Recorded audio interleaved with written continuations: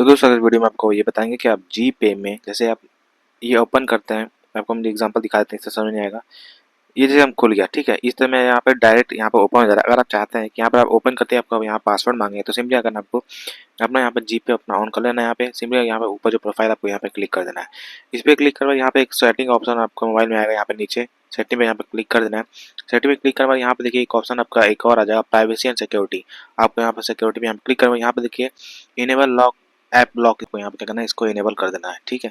यहाँ पर आप या फिर आप लॉक स्क्रीन कर सकते हैं, या फिर फेस कर सकते हैं, या फिर आप डिजिट 4 नंबर डाल सकते हैं। तो हम अपने आप कर लेते हैं यहाँ पर 4 डिजिट पिन करके यहाँ पे आप करेंगे कंटिन्यू। कंटिन्यू करने के बाद यहाँ पर अपना लिख सकते हैं, यहाँ पे अपना हाइड कर लेते हैं, ठीक है। अपना पासवर्ड यहाँ डाल सकते हैं आप, ठीक, जो भी आपको इच्छा हो डालने की। ये करने के बाद आपको यहाँ पर करना है, आपको यहाँ पर कंटिन्यू।